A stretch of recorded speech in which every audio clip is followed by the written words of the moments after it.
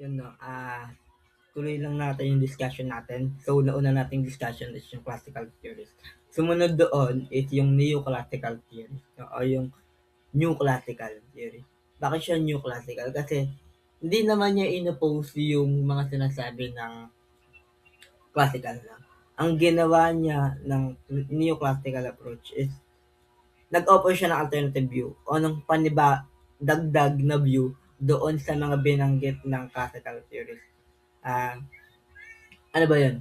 Una, yung humans are not machines, no? Yung classical theories kasi, kung papansin nyo, parang ang turing sa mga tao is makina. Kailangan lang na, kailangan laging efficient, laging mabilis, laging maraming napoproduce, no? Ayun yung tingin nila sa tao para maging effective, no? Ah, Pangalawa doon is yung they're simply economic beings. Kasi, kung babalikan natin, yung mga classical theories, ang pinaka-motivator nila is pay. No, yung bayad, yung remuneration. No? Pero dito sa neoclassical, may pinuna sila. No? Pinuna nila na hindi lang naman bayad. Hindi sapat yung bayad na pera para ma-motivate yung isang tao. No? Pangatlo is yung social interaction and group dynamics. Sa neoclassical, nagkaroon na social and psychological perspective.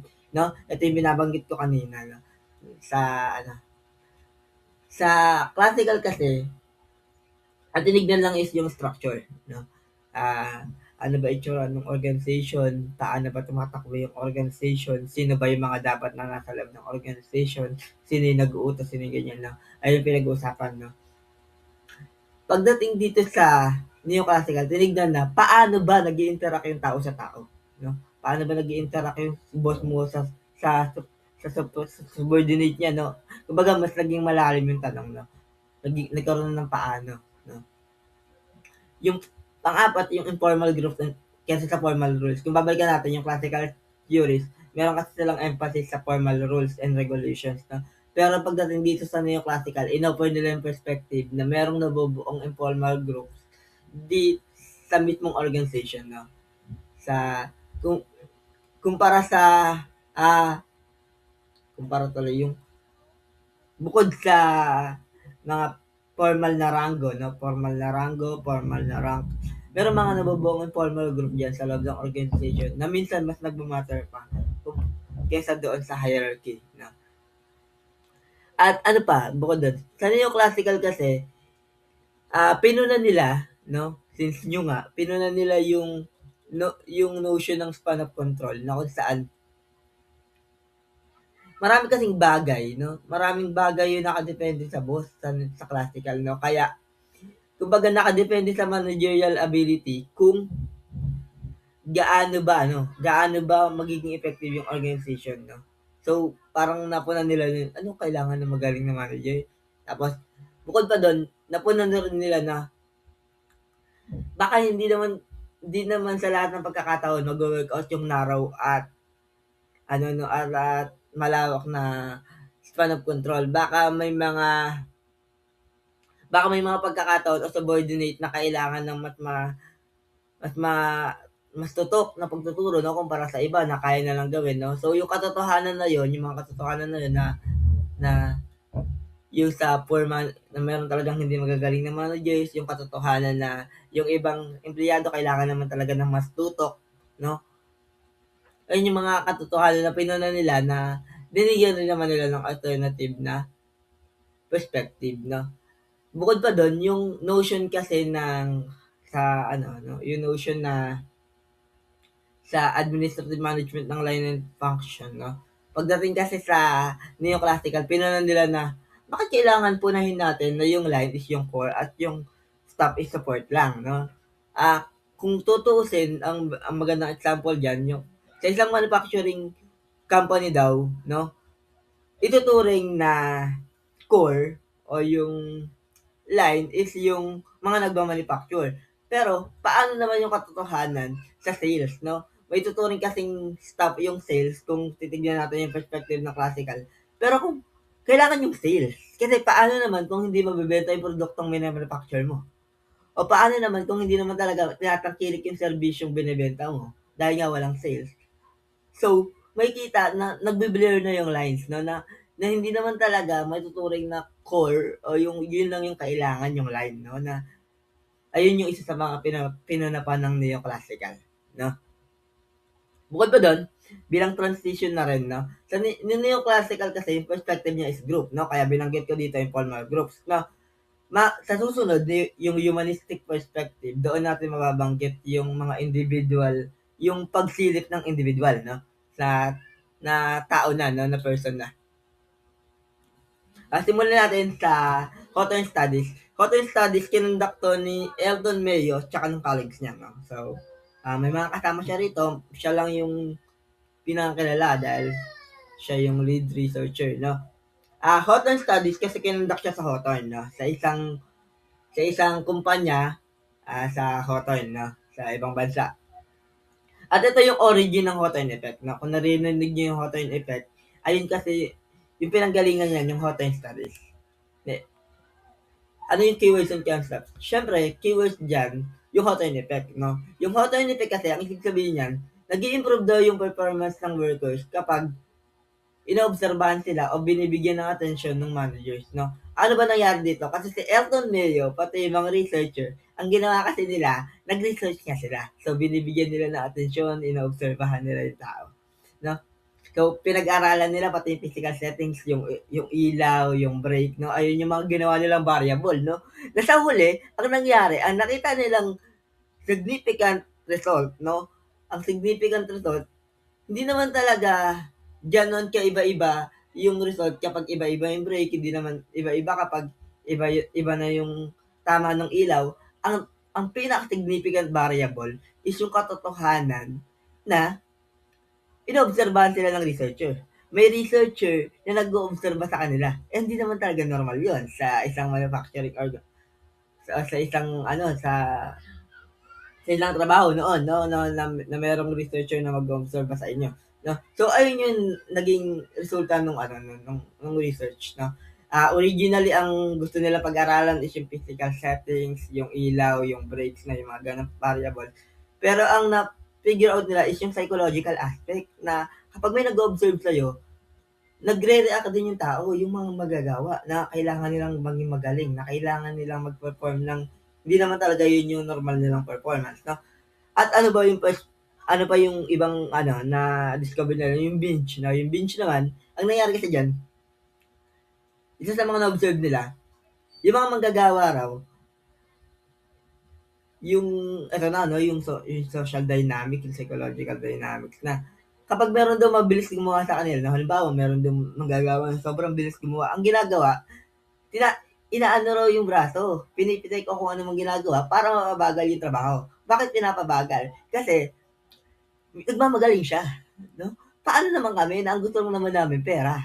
Na ang gusto lang namin ay baka ang lumabas is masyado kami tamad, no? Ayun yung perspective ng iba na napipitik, no? So, parang pinapabagal nila yung proseso para pantay-pantay sila ng output para walang masilip, no?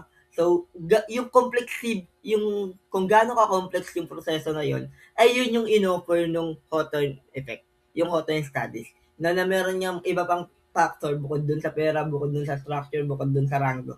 Ayun. Ayun binanggit ko na yung inoffer nga ng Hawthorne studies is yung katotohanan na human behavior is complex. No? Hindi mo siya ma-reduce sa bilang ng galaw, hindi mo siya ma-reduce sa ayon sa neoclassical na hindi mo siya ma-reduce sa na parang makina na kailangan lang hulugan ng pera, no? Ano yung importance niya, no? Yung Hawthorne effect, no? Kung mapapansin nyo, yun yung pinakabasihan ng kung bakit may monitoring at evaluation sa kumpanya o kahit saan ka magtrabaho, merong proseso ng monitoring at evaluation. At yung pinag-ugotan nun, yung Hawthorne studies. Kasi nga, kapag inaobserbahan ka at binibigyan ka ng attention, nag-i-increase yung productivity. Naayos yung productivity.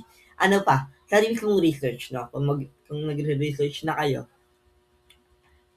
yung Hawthorne studies ang isa sa mga dahilan kung bakit kailangan ng may tinatawag tayong unobstructive observation o kaya yung ginagawang anonymous yung mga response na.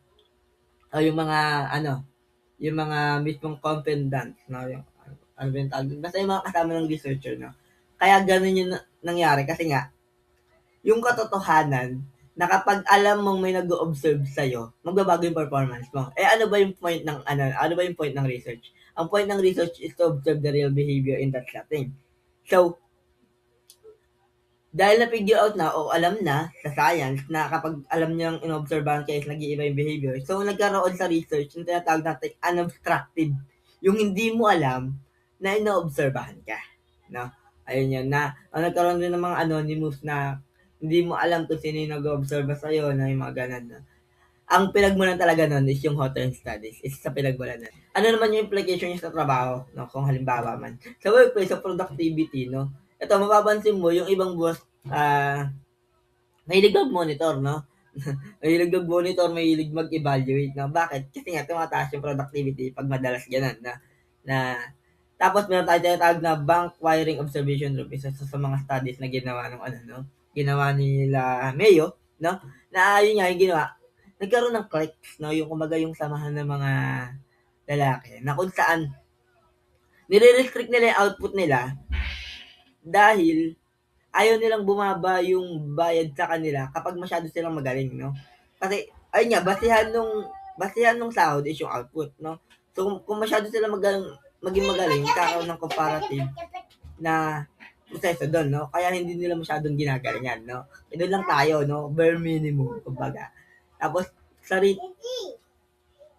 para mas makarelate naman sa modern, no? Sa modern, no? Meron tayo tinatawag na mystery shopper, no? Yung sa mga kumpanya, no, meron silang mga mystery shoppers. Tapos, ang nangyayari yun kasi dyan na nakakatawa, ang irony. Minsan, yung mga kumpanya, nagkakaroon ng bulong-bulungan naman kung kailan darating yung mystery shopper. No, nagkakaroon sila ng clue kung kailan darating. Ngayon, since alam nila kung kailan darating, o kung ano yung itsura, minsan alam nila yun eh, kung ano yung itsura.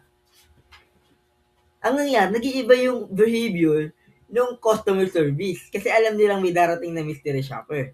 Di ba? Ayun yung isa sa mga example doon. Next naman, itong Jury X and Y, no, na pinapost ni Douglas McGregor, no, kung kanina yung Hotline Effect. Ito naman, para matandaan nyo, no, tandaan nyo lang lagi yung kanta ni April Boy na di ko kayang tanggapin. No, ayun yung recommendation ko, di ko kayang tanggapin. Bakit? Kasi ito yon yung keywords and concept. Yung Jury X, pinagpapalagay niya na intrinsically motivated yung mga tao na ang gusto lang naman is isatisfy yung lower needs, no, yung pagkain, yung kung ano mang basic needs. Tapos, natural sa atin na tamad. Ayun yung perspective ng Curie X. Tapos, sa kabilang banda, may mga managers naman na ang perspective nila is Curie Y, na intrinsically motivated yung tao na gusto naman talaga nilang ma-actualize yung mga needs na magkaroon sila ng STEAM, ma-fulfill nila yung STEAM, ma-fulfill nila yung actualization. Gusto naman talaga nila yon. At kaya nga, nagkakaroon ng participative management kumpara sa authoritarian na approach ng Theory X. No? O, sa madaling salita, Theory X and Y is proposed as polarly opposite, no, na magkaibang perspektibo, no. Na ang ibig sabihin lang naman, yung Theory X and Y, ang proposition niya is kung paano nakakaapekto yung manager, kung paano mag-approach yung management sa mismong empleyado, no? Kung Theory X ba yung approach ng management, kung Theory Y ba yung approach ng management. At doon pumapasok yung sinasabi nating psychological phenomenon na naman na horizontal effects, na kung saan yung kakaroon ng self-fulfilling prophecy, no? Na kung halimbawa, iniisip ng management na napapalpak yung isang empleyado, papalpak talaga. Kung iniisip niya na magsasucess, no? Yung variable na yon, yung katotohanan na yon, yung phenomenon na yon na minsan tinatawag rin nating Pygmalion horizontal effect. Ayun, no, simple lang naman, since binanggit ko ang point talaga ng Curie X and Noise is tignan kung ano yung perspective ng supervisor o ng superior doon sa kanyang subordinate. So, ang naging importance ng Curie X and Y is pagtingin ng mismong leader sa kung ano talaga yung behavior style niya. No? Ayun yung pinagmulan kaya meron tayong mga tinatawag na leadership opinion questionnaire no? Kung gusto nang malaman ng leader kung ano ba talaga yung behavioral style niya. At meron tayong tinatawag na leader behavior description questionnaire na kung saan kinukumpleto naman to ng subordinate para malaman kung ano ba yung perspective nila doon sa behavior ng leader nila. Kasi ayun nga yung tinitignan natin sa theory X and Y, yung dynamics ng supervisor or ng superior doon sa subordinate na. Bilang halimbawa sa totoong buhay, no, yung theory X and Y. Sa theory X, dito mo makikita madalas yung carrot and stick approach, no, na kung saan merong bonuses o punishment kapag hindi mo na-meet yung quota. Naririnig ko to sa mga sales, no, sa mga sales, sa mga insurance, no, may mga quotang ganyan, no. Kapag ganyan yung approach ng boss nyo, no, ayun nga, carrot and sticks na nakikita nyo naman sa PowerPoint. Kapag ganyan yung approach, theory X yan, no, kasi pinagpapalagay nila na intrinsically motivated yung tao.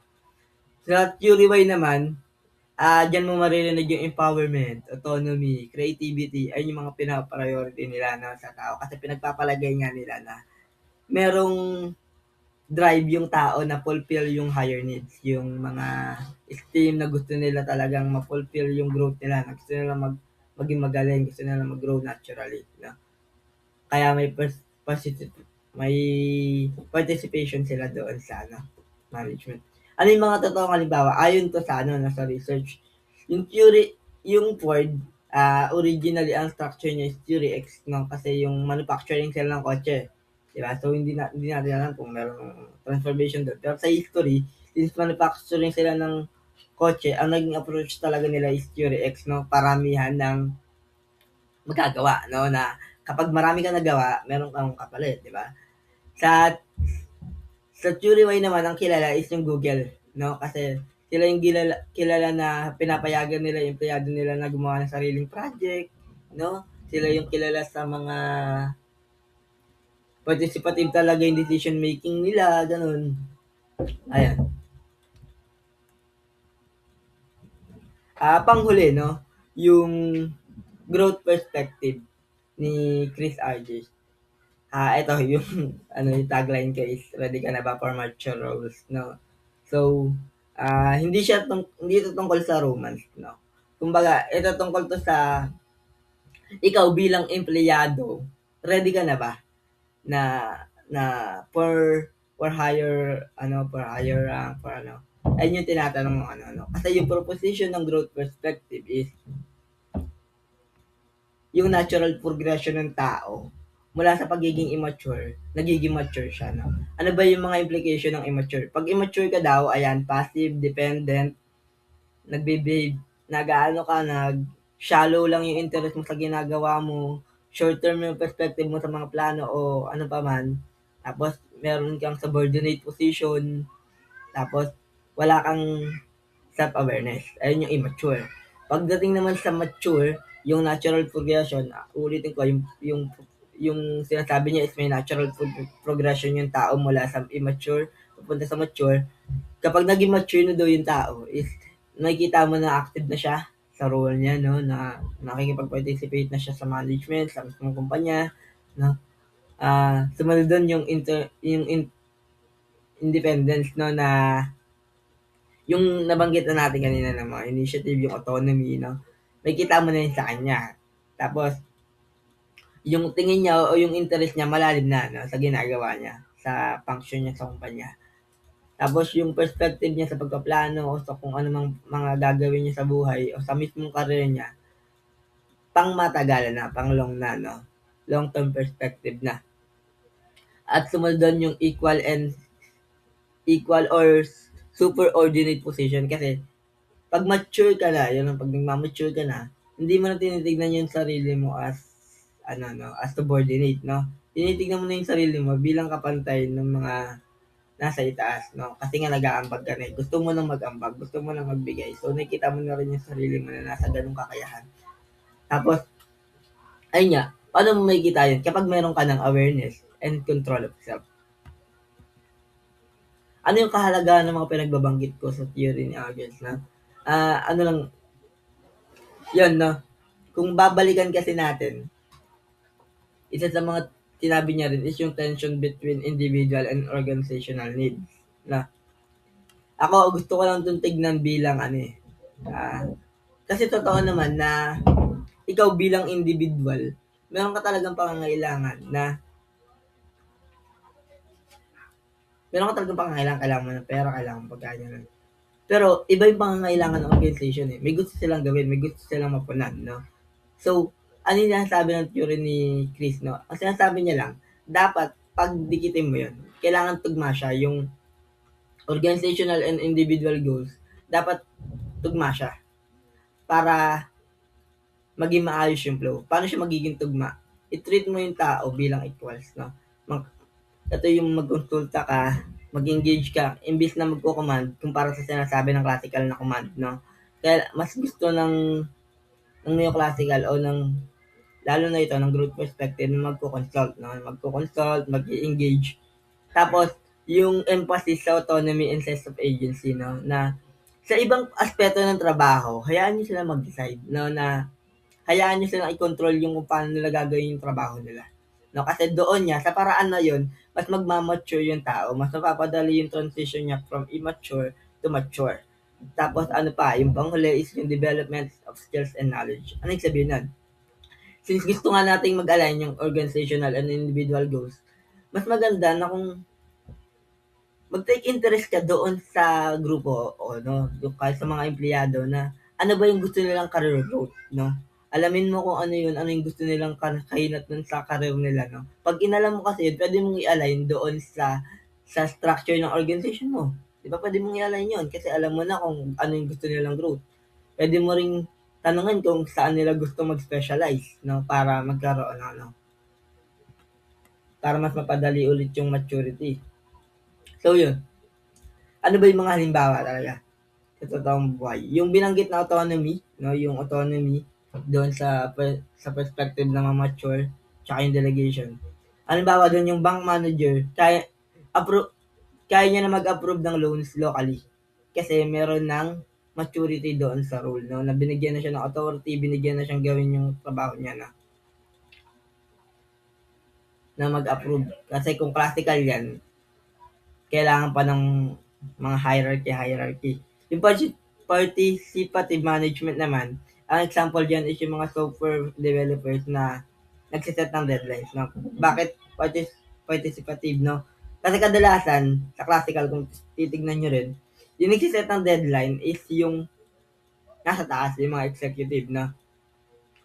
Samantalang kapag dito sa growth perspective, sa neoclassical, hinahayaan na yung mga software developers, yung mga nasa bandang middle and baba, na sila na yung mag-set ng deadline, na sila na yung mag-decision, na kasama sila sa decision making, kasama sila sa management, na kaya nga participative. Ano pa yung mas, konkreto? Yung notion natin ng job enlargement and enrichment na hindi naman talaga kay Chris Argis nagsimula, pero yung implication kasi niya, kung makikita mo yung ugat niya dun sa neoclassical. Pero sa ano pa to, sa humanistic pa to. Yung sample is yung sa hotel receptionist na nag-handle ng room inventory at guest queries. No? Kasi kung receptionist ka lang sa classical, ayun ang function mo, magre-receive ka lang ng nagre-receive ka lang ng clients. Pero since sa mature, since nagiging active ka na, gusto mo na ng mas malalim na pagtingin sa trabaho mo, sa role mo, no? Nagkakaroon ng ganyan, no? Yung sinasabi nating job enlargement and enrichment.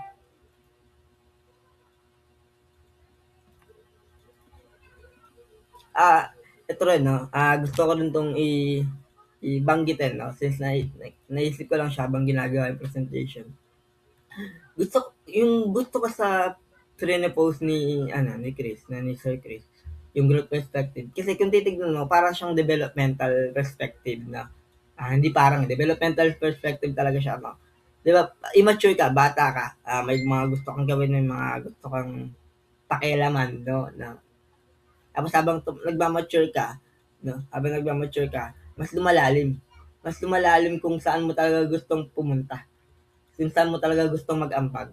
Tapos pag malaki ka na, kapag kaya mo na, ang gusto mo nang gawin is mag-ambag. Mag-ambag sa pera, magkakaroon ka na ng sahod, no? gusto mo na mag-improve yung mga skills mo, yung ganong perspective na simula sa pagkabata na gusto mo lang talaga passive ka, wala kang pake, ganon. Hanggang sa tumanda ka na nagiging active ka na, nagiging mature ka na. Yung perspective na yun, no? Kaya growth perspective rin talaga siya. Kaya tugma lang yung pangalan na growth perspective. Ito, hindi ko nabanggit sa nakaraang video, pero pwede kayong mag-comment, no? Kung may mga tanong kayo, pwede rin kayong mag-comment para sa suggestion. No? Yun lang. See you in next video.